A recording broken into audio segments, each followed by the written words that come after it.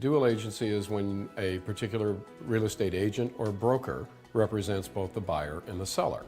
For instance, Keller Williams is a brokerage, and there is a broker of record whose license is registered as the broker for that office. If somebody from that office has a buyer and somebody else from that office has the seller, that's dual agency. If I represent a buyer and a seller on my own property and I represent both parties, that's also dual agency.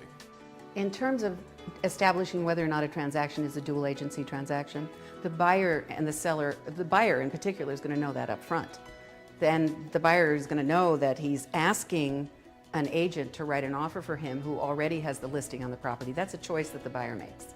Many buyers decide not to do that. They go find other representation. Many buyers won't buy a house unless they're buying it from the selling agent. The selling agent normally knows more about the property, and the disclosures are a little more complete. Many times a better price can be negotiated. It's hard because you're wearing two hats. So you're representing the seller, you're representing the buyer, and this is in the situation where you as the agent are representing both people. It's not where the broker of record has two agents that are representing the parties individually.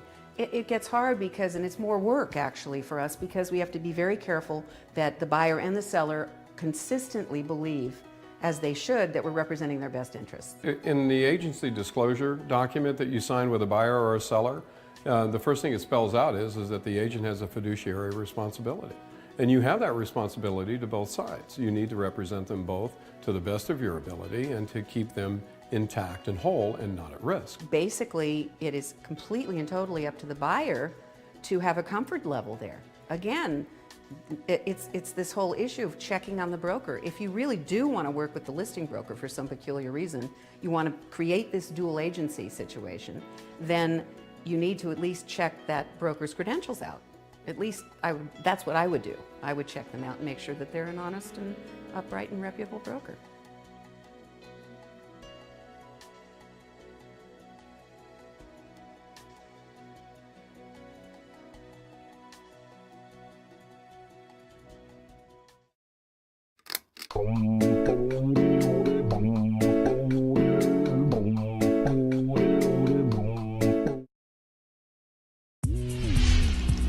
So this is part of my morning ritual. Usually I will wake up, this in hand, make sure I'm up to date with whatever appointments there are for the day, and then just see how many emails. So right now I've got 73 unread emails, so I'm kind of on track. So I run a business called Pigeonhole. We've been in operation for just around 5.5 years now. We started as a little shop and now I've got 5 stores. We're not like lofty design snobs, it's not really what we're about, but we're about having interesting, fun, quirky products that are accessible to a wide range of people. In the car with me is my lovely fashion manager, Crystal. Hey guys. We're on our way to a viewing. Basically a viewing is when you go see a brand and they have all their clothes out on display for you to choose from. Today we're going to see Stussy, big international brand, but they have actually got Australian designers doing Stussy Australian range, and it's pretty good. It sells really well for us in our menswear store, which is in Northbridge. Turn that. So basically we're going through the clothes, finding the ones that we like. These are going to arrive in July. Still going to be a bit cold, so maybe jumpers are okay. And then we put them on this rack here. I guess how I've learnt how to do my buying, big process of trial and error, mostly lots of error. And I think the other thing is like doing a lot of travel. I guess the more you travel, the more you see in other stores, the more you see in other brands.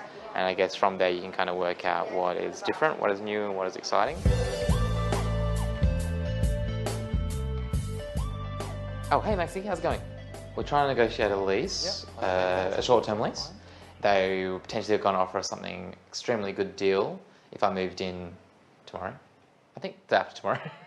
So, but we're in negotiation because I think that's a bit hard for us to do. And also we might want to have a potentially a longer period of time than what they were offering. We don't have to move in straight away, but basically he's like, I need to know today if you're going to be doing this and when you're going to be thinking about moving in. Okay. Well, I graduated from law and I think it's helped me quite a lot, and it trained me in the way that I think. I've done all my leases by myself, and most of the agreements that we've done, I've done by myself. The thing is, like, what we need to work out is, firstly, what is this agreement? Like, are we, you know, like, are they wanting a profit share on this? So, like, we'll say 3-month trial because it's not a big space. I think we need to heavily market this as well. I think staffing is the hardest part about business because you want to bring